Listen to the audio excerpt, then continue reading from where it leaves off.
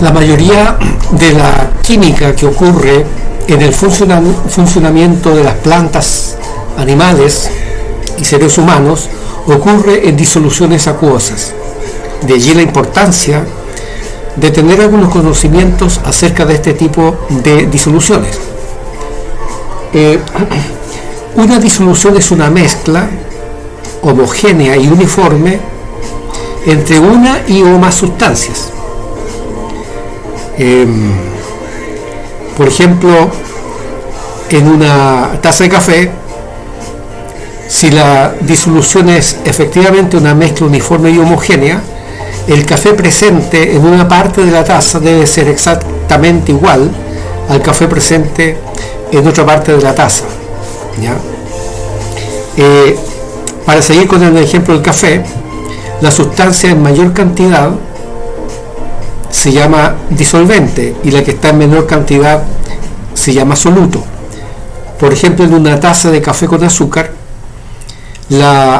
el solvente o el disolvente sería el agua y los solutos serían el café y el azúcar.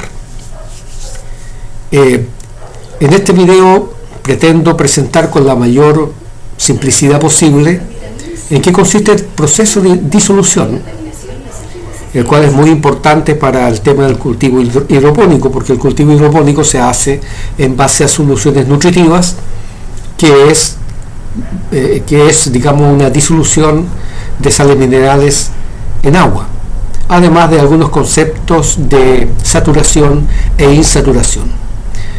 Espero que este video sea de tu agrado, te sea útil y te resulte interesante. Lo primero que hay que saber con respecto al agua es que sus moléculas son polares, es decir, una molécula de agua está constituida por dos átomos de hidrógeno y uno de oxígeno. Un hidrógeno, carga positiva, una carga positiva, otro hidrógeno, carga positiva, y un átomo de oxígeno de carga negativa con valor de 2. Por lo tanto, esta molécula en realidad es eléctricamente neutra porque las cargas aquí se anulan. Y lo importante acá es mencionar que el agua es una molécula dipolar, tiene un polo negativo y un polo positivo. Y esto permite que las moléculas de agua se unan entre sí a través de estos enlaces de hidrógeno, los que vemos ahí. Una molécula se une a otra molécula a través de estos enlaces de hidrógeno.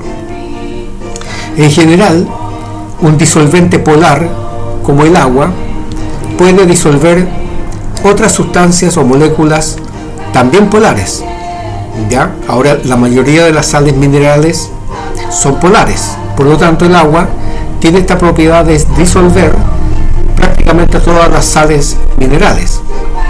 Las sustancias no polares, como las grasas, no pueden ser disueltas por el agua. Entonces esta es una característica esencial del agua, su carácter dipolar, es decir, de tener dos polos y por lo tanto disolver todas aquellas otras sustancias que también son dipolares, es decir, que tienen dos polos, uno positivo y otro negativo. Aquí vemos una representación gráfica del cloruro de sodio, que no es otra cosa que la sal de mesa. El cloruro de sodio tiene como fórmula, digamos, un átomo de sodio y un átomo de cloro. El sodio tiene carga positiva, el cloro tiene carga negativa, por lo tanto la molécula, digamos, no tiene carga como molécula porque ambas cargas se anulan. Aquí podemos ver, ¿cierto?, que los átomos de cloro tienen una carga negativa y los átomos de sodio tienen una carga positiva, y todos estos están enlazados firmemente, dado que esta es una molécula de un sólido, estamos hablando de la sal, ¿ya? Entonces estas moléculas se encuentran firmemente empaquetadas con fuertes enlaces entre los cloros y los sodios, debido, digamos, a que corresponde a un sólido. Ahora bien, esta es una sal y esta sal es polar, ¿ya? En los ejemplos anteriores yo había hablado del azúcar y del café, pero el café y el azúcar no son sustancias polares, son no polares, ¿ya? Pero en este caso, digamos, el agua las disuelve igual. Pero lo que a nosotros nos interesa básicamente son las sales minerales, las cuales en su gran mayoría son polares y por lo tanto susceptibles de ser disueltas con el agua. El agua disuelve la mayoría de los solutos polares debido a que las interacciones soluto-disolventes son similares a las interacciones agua-agua presentes en el disolvente. Aquí tenemos moléculas de agua que rodean un conglomerado, un empaquetado de moléculas de cloruro de sodio, es decir, de la sal común. El cloruro de sodio se encuentra muy unido porque es un sólido, en tanto que las moléculas de agua se encuentran más disueltas porque es un líquido.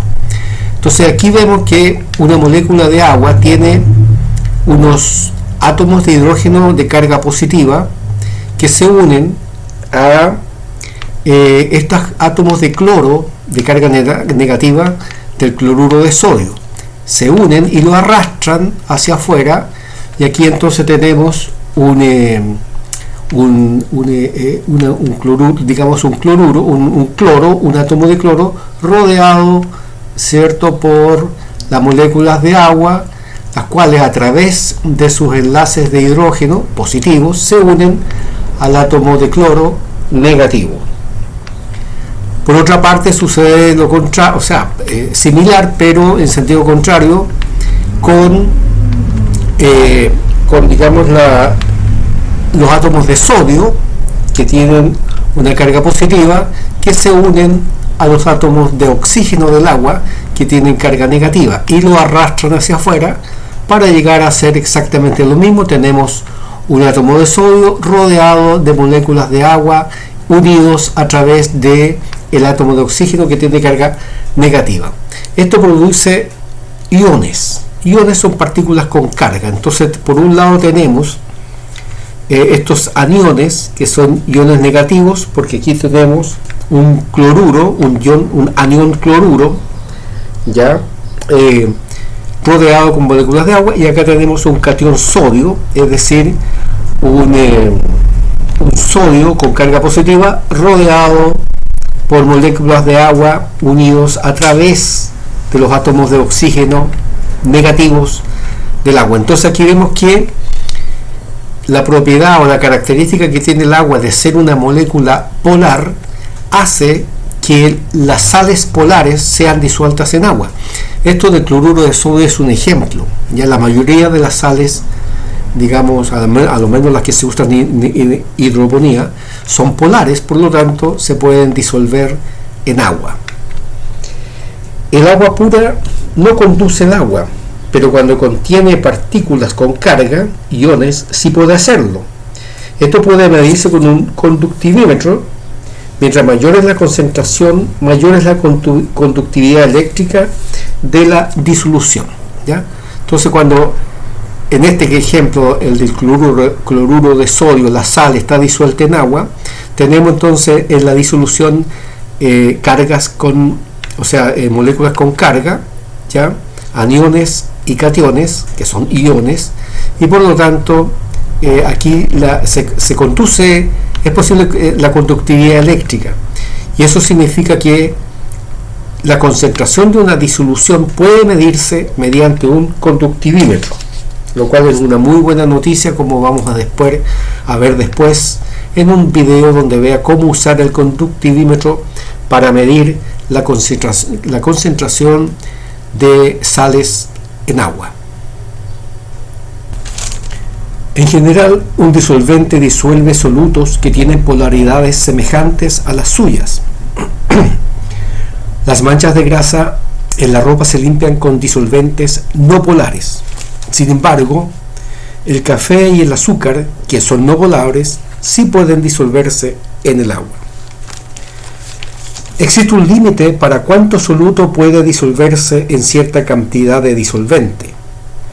Llegado al máximo punto de saturación, el soluto adicional que se agregue se acumula en el fondo del envase o contenedor. Como vemos aquí en estos gráficos, en este tenemos un vaso con agua que se le puede agregar un soluto, por ejemplo sal de mesa, y hacer una disolución diluida. Pero si se le agrega más soluto, entonces pasamos a una solución concentrada. Pero si superamos el punto de saturación, entonces el soluto adicional se va al fondo del envase, del contenedor o del vaso. ¿Ya? Entonces existe, digamos, que cuando la solución aquí diluida y soluciones concentradas son soluciones insaturadas, porque aún no han alcanzado el punto de saturación. Y esta es una concentración, una solución sobresaturada, porque está, digamos, el exceso de soluto se está yendo al fondo. Cuando una disolución, entonces, contiene el máximo de soluto, como el que se puede disolver a cierta temperatura, decimos que está saturada, o más bien sobresaturada, porque sobrepasó el punto de saturación. Si la disolución no ha alcanzado el límite de soluto que es posible disolver, se dice que esta solución entonces estaría, como en este caso, ¿cierto?, soluciones insaturadas. Una cantidad relativamente grande se disuelve en una solución concentrada. Por ejemplo, aquí tenemos una solución concentrada porque tiene mucho soluto, aun cuando no ha alcanzado el punto de saturación o no ha superado el punto de saturación. Y acá tenemos una disolución con poco soluto, y esa vendría a ser una solución diluida, ¿ya? Acá tenemos en este caso una solución diluida, por ejemplo un café suave, y acá tenemos una solución o disolución concentrada, por ejemplo una taza de café cargada. En este video vimos algunas cosas interesantes. Definimos lo que es una disolución, que es una mezcla entre una o más sustancias de manera uniforme y homogénea. Ya dábamos el ejemplo de una taza de café con azúcar. Ahora, la sustancia de mayor cantidad normalmente se le llama disolvente, y la de menor o las de menores cantidades soluto o solutos. ¿Ya? Otra característica importante que vimos es que el agua es polar, lo cual permite disolver sales minerales polares, que son aquellas sales que nosotros usamos en la preparación de soluciones nutritivas. También vimos que normalmente cuando se disuelve una sal mineral se produce una ionización de la sustancia, ¿ya?, produciendo cationes y aniones con carga negativa, cationes con carga positiva, lo cual permite la conductividad eléctrica de la disolución.